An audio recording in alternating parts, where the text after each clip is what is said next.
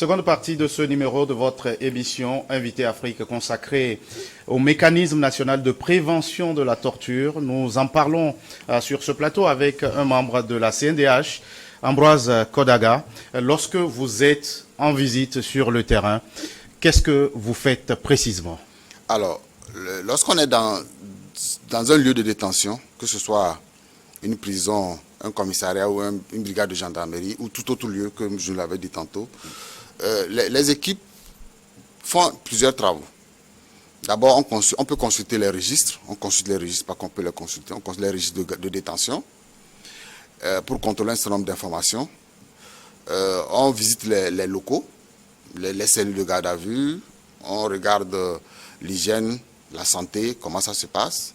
On regarde un peu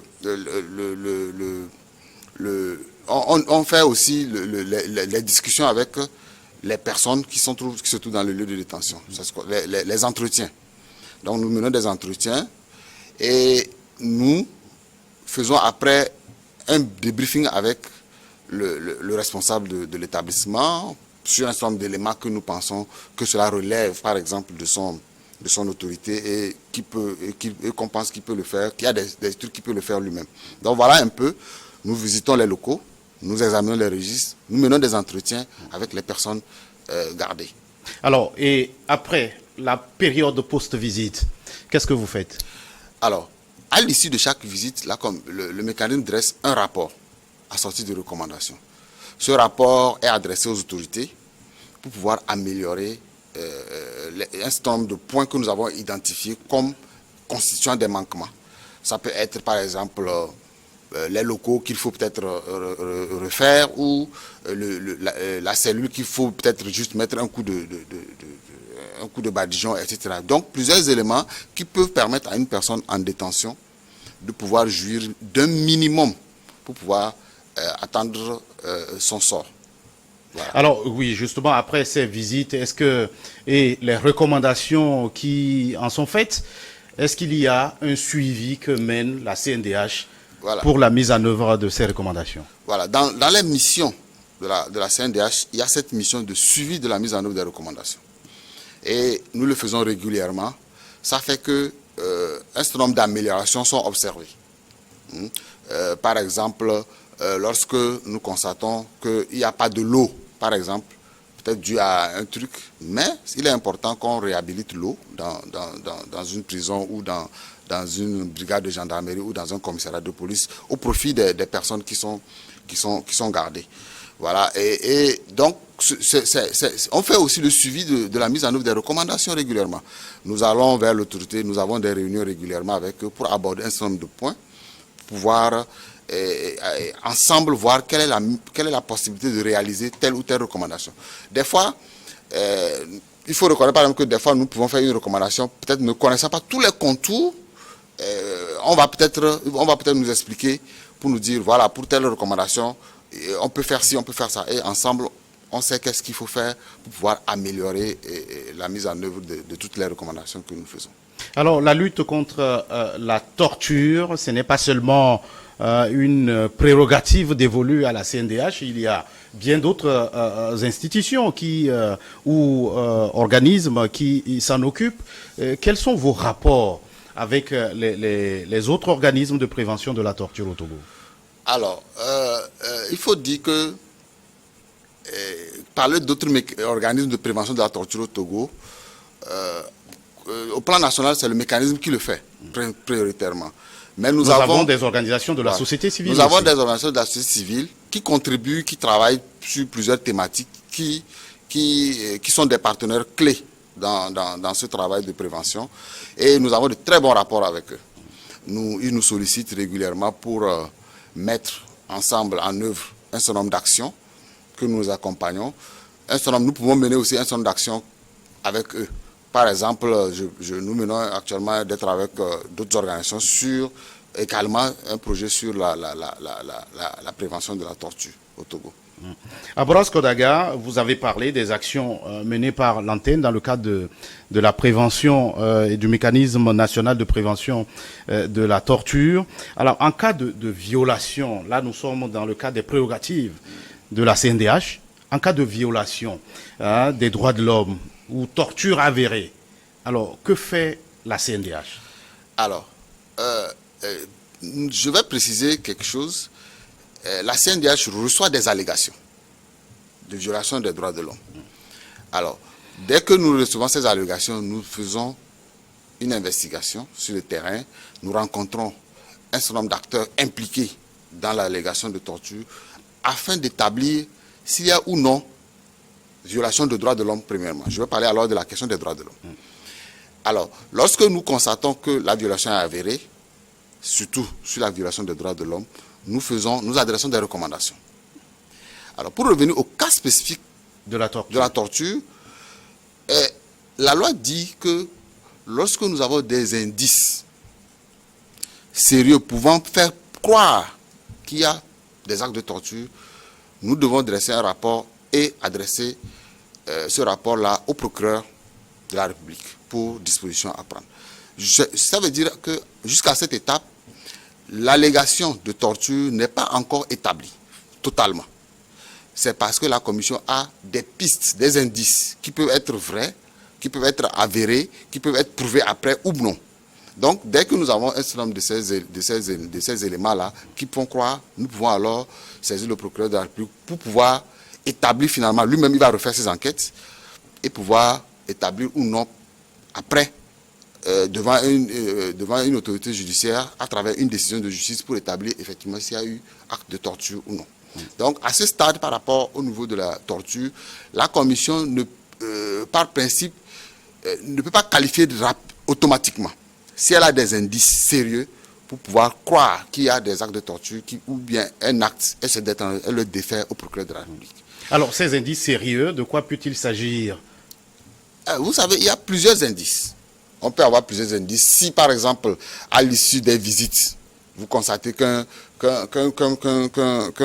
détenu vous dit qu'il a été molesté, si ce qu'il vous dit rentre, par exemple, dans la définition de la torture, qu'on a voulu le molester pour restorquer des aveux, qu'on a fait pression sur lui, sur sa famille, sur ses enfants, pour pouvoir lui permettre, qu'on lui a infligé des douleurs pour pouvoir lui permettre d'avouer, et que sur un certain nombre d'éléments, Les seules déclarations du prévenu ou du détenu peuvent-elles faire foi?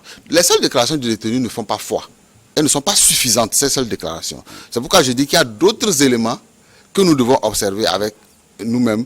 Il y a d'autres critères qui nous permettent de savoir si non ou pas il y a eu acte de torture. Ou il y a des indices de croire, ou bien on peut croire qu'il y a un acte de torture. Donc, les seules déclarations, par exemple, si quelqu'un qui vous dit qu'il est torturé, il y a du lieu de savoir s'il y a des traces sur lui ou pas. Il y a un certain nombre d'éléments physiques que vous pouvez observer pour savoir. Et ces éléments physiques ne sont pas aussi suffisants. Il faut d'autres expertises pour pouvoir arriver à identifier qu'il y a des pistes pour pouvoir dire que telle personne a fait l'objet d'actes de torture ou pas. Alors, depuis que ce mécanisme a été mis en place, quels sont les principaux résultats qu'on peut avoir, qu'on peut évoquer sur ce plateau? Alors, les activités du MNP ont un rôle de prévention et de dissuasion. Donc, les activités permettent de mettre en lumière les pratiques susceptibles d'induire la commission d'actes de torture. Ça, c'est pour rappeler un peu la mission. Mais elle agit des fois aussi sur le terrain, sur un nombre d'actions, sur des cas, sur des situations où on se rend compte que, bon, on peut faire un certain nombre de choses. On peut aujourd'hui dire que sur l'ensemble des visites que nous avons effectuées, le personnel de l'administration pénitentiaire, le personnel de garde à vue, qui s'occupe de la garde à vue, acceptent, reçoivent bien. Il y a une meilleure assimilation du rôle du mécanisme. Et aujourd'hui, nous travaillons comme des partenaires sur ce travail-là. Alors ça, c'est un premier résultat, l'appropriation même de la mission du mécanisme.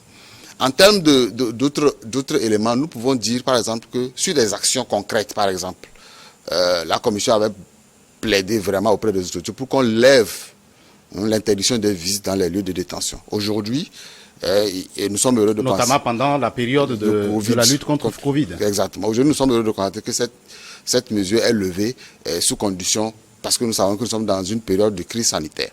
Donc, régulièrement aussi, la commission intervient auprès de plusieurs partenaires, surtout lorsque une garde à vue est exagérée, ou etc., pour pouvoir revoir. Pour que, de toute façon, la garde à vue peut être prolongée, mais elle doit être prolongée dans les règles de l'art. Voilà. Et également, la commission, à travers des projets qu'elle initie, a fait des audiences correctionnelles pour des détenus qui n'en avaient pas d'avocat. Elle a fourni des avocats à ces détenus-là. Elle a offert des soins de santé à un certain nombre de détenus à travers un certain nombre de ses partenaires au niveau de la prison civile de Lomé, au niveau du centre de détention pour les mineurs. Et elle fait des consultations médicales, comme je le dis, elle a fait des consultations médicales, elle a fait des dons de produits également, avec la collaboration avec certains partenaires sur le terrain, pour accompagner le gouvernement et les autorités qui s'occupent des questions pénitentiaires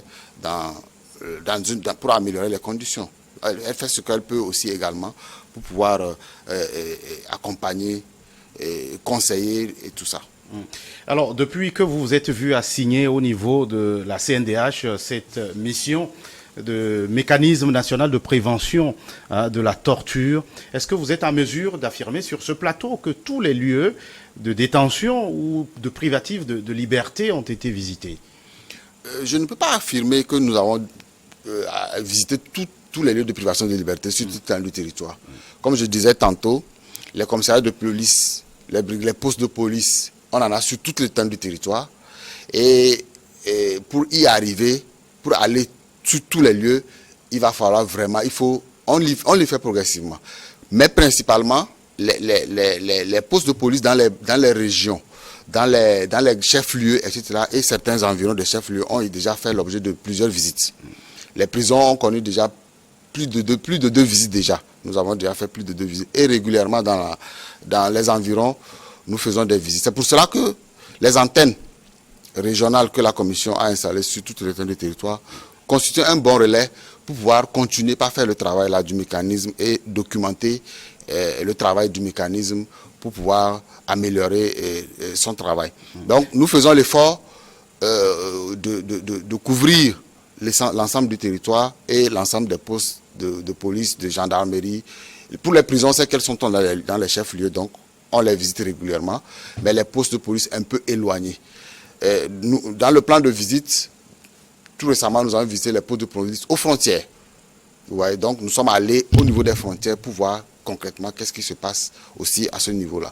Et nous y travaillons régulièrement pour pouvoir couvrir tous les lieux de détention.